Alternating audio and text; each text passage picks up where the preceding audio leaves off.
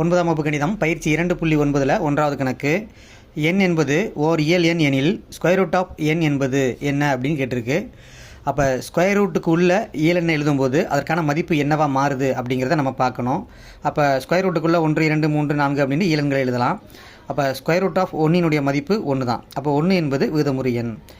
Square root of 2 வந்து விகிதமுறா எண். Square root of 3 வந்து ஒரு விகிதமுறா எண். காரணம் அந்த எண்களை நம்ம வர்க்கமாக எழுத முடியாது. அதே நேரத்தில் ஸ்கொயர் ரூட் ஆஃப் 4 வந்து நம்ம வர்க்கமாக எழுதலாம்.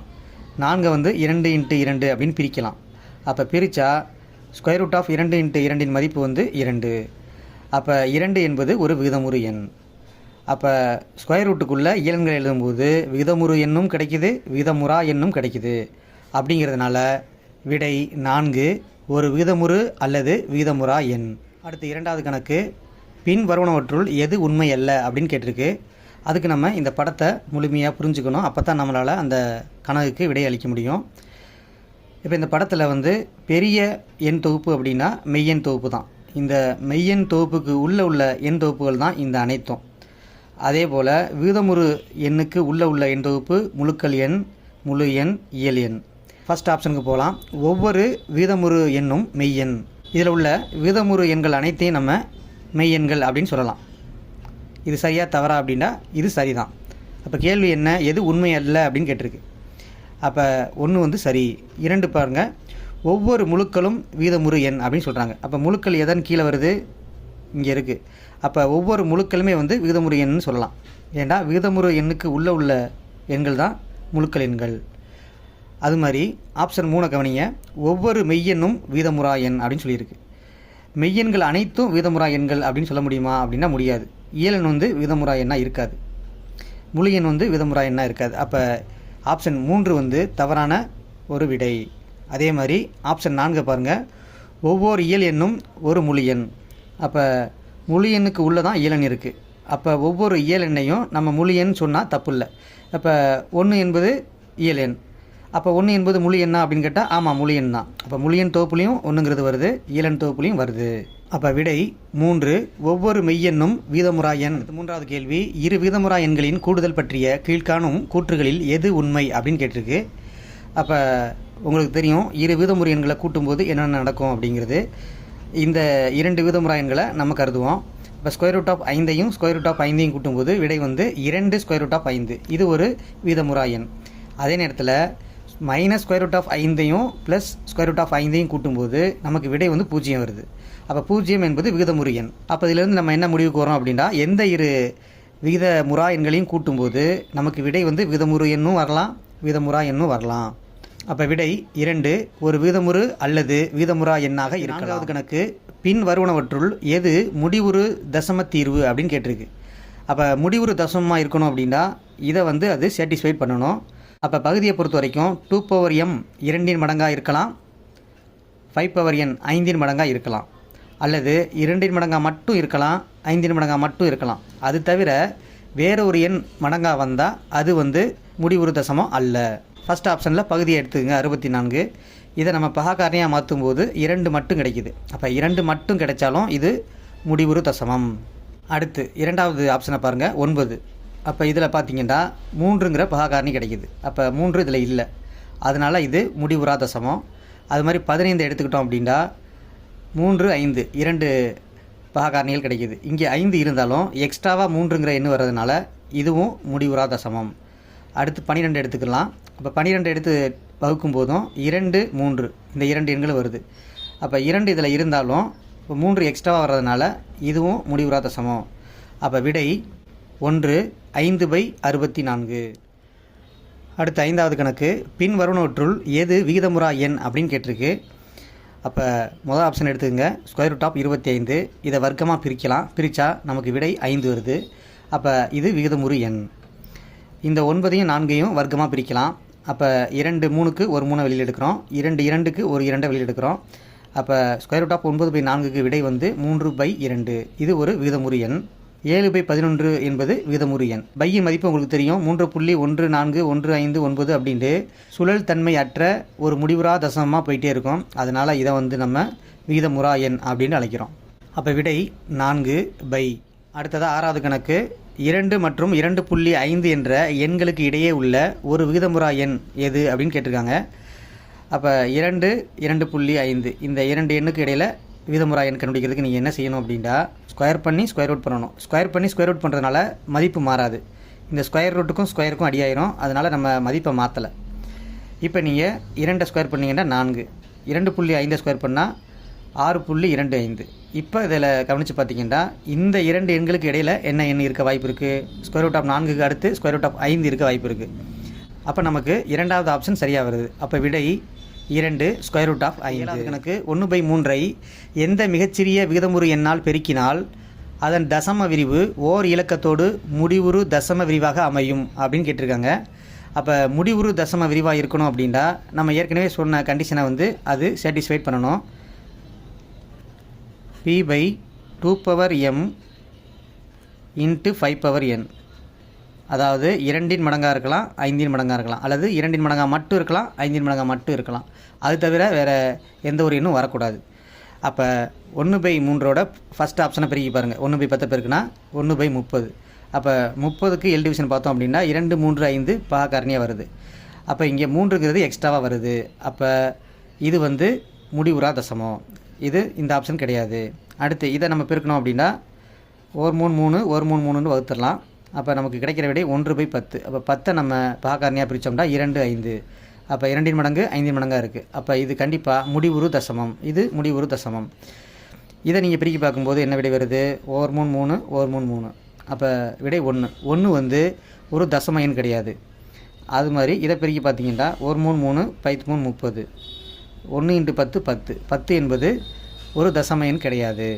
அப்போ விடை 2 3/10. அடுத்து 8வது கணக்கு 1/7 = 0.142857 பார் எனில் 5/7 மதிப்பு என்ன அப்படின்னு கேட்டிருக்கு. அப்போ 5/7 நம்ம 5 × 1/7 அப்படின்னு பிரிக்கிறோம். 1/7க்கு அங்கே விடை கொடுத்துருக்கு 0.142857 பார் அப்படின்ட்டு. இப்போ இதை 5ஆல் பெருக்க போகிறோம். அப்போ 5ஆல் பெருக்கும்போது நமக்கு என்ன விடை வருது? 0.714285. இது பாரில் இருந்துச்சு. அப்போ இங்கேயே நம்ம பார் போடுறோம். அப்போ விடை 2 0.714285. பின் வருவனவற்றுள் பொருந்தாததை காண்க அப்படின்னு கொடுத்துருக்கு. அப்போ நம்ம ஆப்ஷன் 1 கவனிக்கிறோம். Square root of 32 × square root of 2. அப்போ பெருக்கும்போது வரிசைகள் மட்டும் சரியாக இருந்தால் போதும். அப்போ ஸ்கொயர் ரூட் வரிசைகள் சமமாக இருக்குது. அப்போ 2 வரிசைக்கு பதிலாக ஒரு வரிசை போடுறோம். அதாவது ஒரு மூலக்குறியீடை போடுறோம். 32ஐயும் 2ஐயும் பெருக்கிறோம். அப்போ முழுமையாக பெருக்கிறாமல் 32க்கு காரணி கண்டுபிடிக்கணும். அதை எழுதிட்டோம். × 2. இப்போ ஸ்கொயர் ரூட்லேருந்து மதிப்பு கண்டுபிடிக்கணும் அப்படின்னா வரிசை 2ஆக இருந்தால் 2 எண்ணுக்கு ஒரு எண்ணை வெளியில் எடுக்கணும். அப்போ இங்கே வரிசை 2 எதுவுமே இல்லைன்னா இங்கே 2 இருக்குன்னு அர்த்தம் வரிசை. அப்போ 2 எண்ணுக்கு ஒரு எண், 2 எண்ணுக்கு ஒரு எண், 2 எண்ணுக்கு ஒரு எண் வெளியே எடுத்தாச்சு. இப்போ பெருக்குனா 8 தான் விடை. அப்போ 8 என்பது ஒரு விகிதமுறு எண். அது மாதிரி ஸ்கொயர் ரூட் ஆஃப் 27/√3. இதை பெருக்கணும் அப்படின்னா இதனுடைய வரிசையில் சமமாக இருக்கணும். அப்போ 2 வரிசையும் சமமாக இருக்குது. அப்போ ஒரே மூலக்குறியீடை நம்ம போட்டுக்கலாம். அப்போ 27/3 இதை நம்ம வகுத்தோம்னா 1 3 3 9 3 27. அப்போ நமக்கு வந்த விடை 9. 9 நம்ம பிரித்து எழுதணும் அப்படின்னா 3 9. அப்போ 2 எண்ணுக்கு ஒரு எண்ணை அவுட் பண்ணுறோம். அப்போ விடை 3. இது ஒரு விகிதமுறு எண். அது மாதிரி square root of 72 × square root of 8க்கு இந்த மாதிரி எல் டிவிஷன் போட்டு இதனுடைய காரணி எழுதுகிறோம். 8க்கும் அது மாதிரி எழுதுகிறோம். இப்போ ஜோடிக்கு ஒரு நம்பர் வெளியெடுக்கிறோம். இந்த ஜோடிக்கு ஒரு நம்பரு, இந்த ஜோடிக்கு ஒரு நம்பரு, இந்த ஜோடிக்கு ஒரு நம்பரு, அப்புறம் இந்த ஜோடிக்கு ஒரு நம்பர் வெளியெடு. இப்போ அதை பெருக்குனா 24. 24 ஒரு விகிதமுறு எண். இதை நம்ம 9ஆம் வகைப்பாட்டில் வகுக்கும்போது 9 18 6 54 2 2 2 6. அப்போ விடை ஸ்கொயர் ரூட் ஆஃப் 3. இப்போ இந்த ஸ்கொயர் ரூட்டுக்கு உள்ள எண் ஒரு பகா எண். அப்போ இதை இதுக்கு மேலே நம்ம சுருக்க முடியாது. இது ஒரு முருடு. அப்போ இது ஒரு விகிதமுறா எண். ஏற்கனவே உள்ள 3 ஆப்ஷனும் விகிதமுறு எண். இது விகிதமுறா எண்ணாக இருக்கிறதுனால பொருந்தாதது ஆப்ஷன் 4. அப்போ விடை 4 ஸ்கொயர் ரூட் ஆஃப் 54/√18. அடுத்து 10வது கணக்கு 0.34 பார். அப்போ 3க்கு மேலேயும் 4க்கு மேலேயும் இந்த பார்ங்கிற கோடு இருக்குது அப்படின்னா 3 4ம் சுழல் தசமம். அப்போ நம்ம சுழல் தசமத்தை 3 முறை எழுதிக்கணும். அடுத்து இங்கே பார்த்தீங்கன்னா 0.34 பார். 4க்கு மட்டும்தான் பார் இருக்குது. அப்போ 4 மட்டும்தான் சுழல் தசமம். அதை 3 முறை எழுதணும் அப்படின்னா இந்த 3 4க்கு கீழேயும் எந்த எண்ணும் இல்லாமல் இருக்கும். நம்ம கூட்டும்போது இதை எந்த அளவுக்கு விரிச்சு எழுதுகிறோமோ அதே அளவுக்கு இதையும் விரிச்சு எழுதணும். அப்போ தான் சரியான விடை வரும். அப்போ எக்ஸ்ட்ராவாக 2 4கள் நம்மளாக போட்டுக்கணும். இப்போ கூட்டும்போது 8 7 8 7 8 6 அப்படின்னு வருது. இதில் 6ங்கிறது ஒரு முறை தான் வருது. 8 7 8 7 மீண்டும் மீண்டும் வருது. அப்போ 8 7 என்பது சுழல் தசமம். அப்போ 8க்கும் 7க்கும் மேலே மட்டும் பார் போட்டுக்கணும், 6க்கு மேலே போடக்கூடாது. இப்போ இந்த விடை எங்கே இருக்குன்னு பாருங்கள். ஆப்ஷன் 1 0.687 பார். அடுத்து 11வது கணக்கு, கீழ்காணும் கூற்றுகளில் எது தவறு அப்படின்னு கேட்டிருக்கு. நம்ம மூலத்தின் வரிசை வந்து இரட்டைப்படை எண்ணாக இருந்தால் நம்ம விடை எழுதும்போது ப்ளஸ் ஆர் மைனஸ் போடக்கூடாது, ப்ளஸ் மட்டும் தான் போடணும். அப்போ √25க்கு விடை வந்து +5. 25இன் வர்க்கமூலம் என்ன அப்படின்னு சொல்கிறதுக்கு 5 அல்லது -5 அப்படிங்கிற வார்த்தையை நம்ம பயன்படுத்தலாம். √25 அப்படின்னு கொடுத்தாச்சுன்னா அதுக்கான விடை வந்து +5 தான். அப்போ இதில் தவறான விடை எதுன்னு தான் கேட்டிருக்கு. அப்போ விடை 4, √25 +or -5 அப்படின்னு எழுதுறது தவறு. அடுத்து 12வது கணக்கு, பின் வருவனவற்றுள் எது விகிதமுறு எண் அல்ல அப்படின்னு கேட்டிருக்கு. அப்போ ஃபஸ்ட் ஆப்ஷனை பார்த்தீங்கன்னா √8/18 இதை நம்ம வகுக்க முடியும்.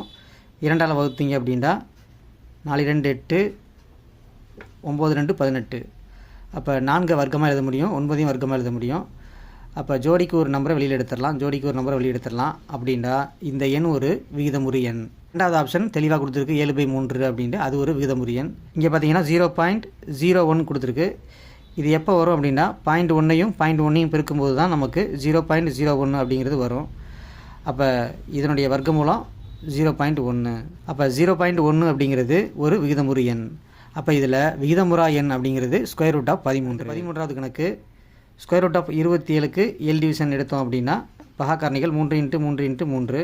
ஜோடிக்கு ஒரு நம்பரை வெளியே எடுத்தாச்சு அப்படின்னா 3 மட்டும் ரூட்டுக்குள்ளே இருக்கும். அப்போ 3 √3. இங்கே வந்து ஜோடிக்கு ஒரு நம்பர் வெளியே எடுத்துடுறோம். அப்போ உள்ளே இருக்கிறது √3. இப்போ பார்த்தீங்கன்னா இந்த 2 முருடுகளையும் கூட்டணும். இப்போ கூட்டும்போது மூலத்தின் வரிசை சமமாக இருக்கணும் 2 2, அடிமானம் சமமாக இருக்கணும் 3 3. அப்போ சரியாக இருக்குது. அப்போ 2 மூலக்குறியீட்டுக்கு பதிலாக ஒரு மூலக்குறியீடை போடுறோம், √3. இந்த கெழுக்கள் 2ஐயும் நம்ம கூட்டிக்கிறோம். 3 2ஐயும் கூட்டினா 5. அப்போ விடை 3, 5 √3. அடுத்து 14வது கணக்கு, √80 k √5. இந்த 80க்கு நம்ம எல் டிவிஷன் பண்ணி பகாக்காரணியாக கண்டுபிடிக்கிறோம்.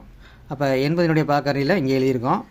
இப்போ ஜோடிக்கு ஒரு நம்பரை அவுட் பண்ணிடலாம், வெளியில் எடுத்துடலாம். அப்போ 2 2க்கு ஒரு 2, இந்த 2 2க்கு ஒரு 2 வெளியில் எடுத்துடலாம். 5க்கு ஜோடி இல்லை, அப்போ √க்குள்ளே இருக்குது. இந்த 2ஐயும் இருக்குன்னா 2 4. அப்போ இதை வந்து நம்ம சுருக்கி எளிமையான ஒரு முருடாக மாற்றியாச்சு. இப்போ நம்ம இதை 2ஐயும் ஒப்பிட்டு செஞ்சு பார்க்க போகிறோம். அப்போ மூலக்குறியீடு √5 இருக்கும்போது அதனுடைய கெழுக்கள் வந்து 4 இருக்குது. அப்போ இந்த 2 மூலக்குறியீடு சமமாக இருக்கும் பட்சத்தில் கேயினுடைய மதிப்பு வந்து 4. அப்போ விடை 2 4. அடுத்து 15வது கணக்கு, இந்த 2 மூலக்குறியீடையும் பெருக்கணும். பெருக்கும்போது உங்களுக்கு தெரியும், கெழுக்களை தனியாக பிரிக்கணும். 4 2 8, மூலக்குறியீடை தனியாக பெருக்கணும். அப்போ பெருக்கும்போது அதற்கான ரூல்ஸ் என்ன அப்படின்னா மூலத்தின் வரிசையில் சமமாக இருக்கணும். அப்போ 2 2 மூலத்தின் வரிசை சமமாக இருக்குது. அப்போ உள்ள அடிமானத்தை பெருக்கிடலாம். 7 3 21. அப்போ விடை 2 8 √21. அடுத்து 16வது கணக்கு, 2 √3/3 √2இன் பகுதியை விகிதமுறு எண்ணாக மாற்றிய பின் சுருங்கிய வடிவம் என்ன அப்படின்னு கேட்டிருக்கு. பகுதியை விகிதமுறு எண்ணாக மாற்றுறதுக்கு நம்ம விகிதப்படுத்தும் காரணியை கண்டுபிடிச்சு அதை மேலைங்களையும் பெருக்கிட்டாலே நம்மளால் வந்து பகுதியை விகிதப்படுத்த முடியும். அப்போ √2க்கு விகிதப்படுத்தும் காரணி அதே √2 தான். அப்போ அதை வச்சு மேலைங்களையும் பெருக்கிறோம். அப்போ இந்த 2 முறையும் பெருக்கும்போது இங்கே கெழு 1, இங்கே 2. அப்போ 2 2. இந்த வரிசையில் சமமாக இருக்கிறதுனால ஒரு மூலக்குறியீடை போட்டுட்டு உள்ள அடிமானத்தை பெருக்கிறோம். 3 2 6. இங்கே பெருக்கும்போது இந்த கெழு 1, இந்த கெழு 3. அப்போ 1 3. சமமான மூலக்குறியீடுகளை பெருக்கும்போது ரூட் கேன்சல் ஆயிரும். அப்போ √2 × √2 வெறும் 2. அப்போ ரூட் கேன்சல் ஆகிட்டு வெறும் 2 மட்டும் கிடைக்குது நமக்கு. அப்போ பகுதியை பெருக்கணும் அப்படின்னா 3 2 6. இதை நம்ம வகுத்தரலாம். 2 2 3 2 6. அப்போ விடை √6/3. அடுத்து 17வது கணக்கு, 2 √5 -√2 இன் சுருங்கிய வடிவம் என்ன அப்படின்னு கேட்டிருக்கு. அப்போ இதை விரிச்சிலி தான் நம்ம சுருக்க முடியும். இது எந்த வடிவத்தில் இருக்குது அப்படின்னு பார்த்தீங்கன்னா a-b² அப்படிங்கிற முற்றொருமை வடிவத்தில் இருக்குது. இதை நம்ம விரிச்சு எழுதும்போது a² + b² - 2ab அந்த ஃபார்முலா பயன்படுத்துகிறோம். இதை ஸ்கொயர் பண்ணும்போது இந்த 2 தனியாக ஸ்கொயர் பண்ணிக்கணும், √5 தனியாக ஸ்கொயர் பண்ணிக்கணும். அப்போ 2 ஸ்கொயர் பண்ணும்போது 2 4. இந்த √5 ஸ்கொயர் பண்ணும்போது ஸ்கொயருக்கும் √2 கேன்சல் ஆகிரும், 5 கிடைக்கும். இந்த ஸ்கொயருக்கும் √2 கேன்சல் ஆகிடுது, 2 கிடைக்கும். இப்போ இதை பெருக்கும்போது கெழுக்களை பிரிக்கலாம். 2 4. இந்த இரண்டு முருடுகளின் வரிசைகள் சமமாக இருக்குது. அப்போ ஒரு முருடை போட்டுக்கலாம். இந்த உள்ள அடிமானத்தை பெருக்கிறோம். 2 10. இப்போ இந்த 4 5 இருக்கும்போது 4 5 20 ப்ளஸ் 2 இதை அப்படியே எழுதுகிறோம். இப்போ 20 2 கூட்டினா 22 மைனஸ் 4 ஸ்கொயர் ரூட் ஆஃப் 10. விடை 2. 22 மைனஸ் 4 ஸ்கொயர் ரூட் ஆஃப் 18வது கணக்கு 0.000729 the whole power minus 3/4 into 0.09 the whole power minus 3/4 equal to dash அப்படின்னு கொடுத்துருக்கு. ஃபஸ்ட் நம்ம இந்த பவரை வந்து பொதுவாக வெளியே எடுத்துக்கிறோம். -3/4. இதை வந்து அறிவியல் குறியீட்டுக்கு மாற்றி எழுதுகிறோம். இதையும் நம்ம அறிவியல் குறியீட்டுக்கு மாற்றி எழுதுகிறோம். இப்போ 729க்கு பாகாரணிகள் நடிக்கிறோம். இதை அடுக்கு வடிவத்தில் எழுதுனா 3/6. 9க்கு பாகாரணிகள் நடிச்சு அடுக்கு வடிவத்தில் எழுதுனா 3/2. இந்த 10 அடிமான எண்ணை வந்து நம்ம சுருக்கலாம். அடிமானங்கள் சமமெனில் அடுக்குகளை கூட்ட வேண்டும். அப்போ 10 -8. இங்கேயும் அதே மாதிரி தான். அடிமானங்கள் சமமாக இருக்குது. அப்போ அடுக்குகளை கூட்டணும். அப்போ 2 அடிமானத்துக்கு ஒரு அடிமானம் போட்டுட்டு அடுக்கை கூட்டுறோம். 6 2 கூட்டினா 8. இப்போ நம்ம இந்த வெளியில் உள்ள ஹோல் பவரை உள்ளே பெருக்க போகிறோம். -3/4 வந்து உள்ளே பெருக்கிறோம். அப்போ உள்ளே பெருக்கணும் அப்படின்னா இங்கே வகுத்தலும் வருது. அப்போ 1 4 4 2 4 8 4 4 4 2 4 8. அடுத்த ஸ்டெப்பில் நம்ம ப்ளஸ்ஸையும் மைனஸையும் பெருக்கிறோம். Plus into minus minus 3 6. இங்கே minus into minus plus 3 6. Minus அடுக்கில் இருந்தால் நம்ம வகுத்தல் எழுதணும். அப்போ மேலே உள்ளது 10/6. இதை நம்ம மாற்றி எழுதும்போது 3/6 அப்படின்னு எழுதுவோம்.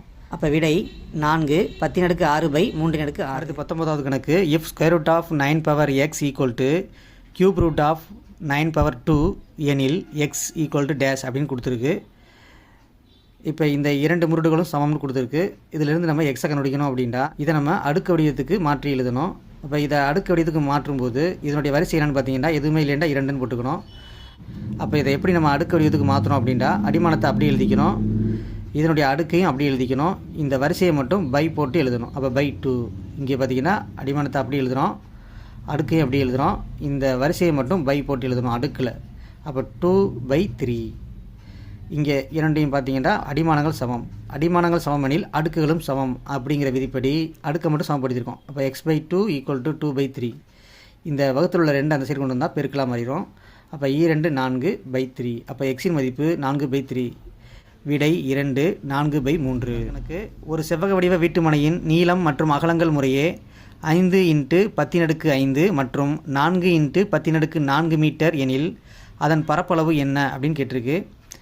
அப்போ நம்ம பரப்பளவு கண்டுபிடிக்கிறதுக்கு நீளத்தையும் அகலத்தையும் பெருக்கணும். அப்போ நீளம் × அகலம். எண்களை வழக்கம் போல் பெருக்கிக்கலாம். 5 20. இந்த அடுக்கு என்ன பெருக்கும்போது அடிமானங்களை கவனிக்கணும். அடிமானங்கள் சமமெனில் அடுக்குகளை கூட்ட வேண்டும். 5 4 கூட்டினா 9. இப்போ இதை அறிவியல் குறியீட்டில் மாற்றி எழுதணும். ஏன்னா கேள்வியில் வந்து அறிவியல் குறியீட்டு இருக்குது. அதனால் விடையையும் நம்ம அறிவியல் குறியீட்டுக்கு மாற்றும்போது ஒரே ஒரு இலக்கம் மட்டும்தான் நம்ம அதில் எழுத முடியும். அப்போ ஒரு இலக்கம் தள்ளி புள்ளி வைக்கும்போது 2ன்னு கிடைக்கிது. அப்போ ஒரு இலக்கம் நகர்த்தும் போது 10⁻1 அப்படிங்கிறது வரும். அப்போ மதிப்பை குறையும் வகையில் நகர்த்தினா மதிப்பு கூடும் வகையில் வரும். அப்போ 10⁻1. இங்கே அடிமானங்கள் சமமாக இருக்குது. ஒரு அடிமானம் போட்டு அடுக்க கூட்டுறோம். 9 1 கூட்டினா 10. அப்போ 2 × 10⁻10 மீட்டர் ஸ்கொயர். விடை 3. 2 × 10⁻10 மீட்டர் ஸ்கொயர்.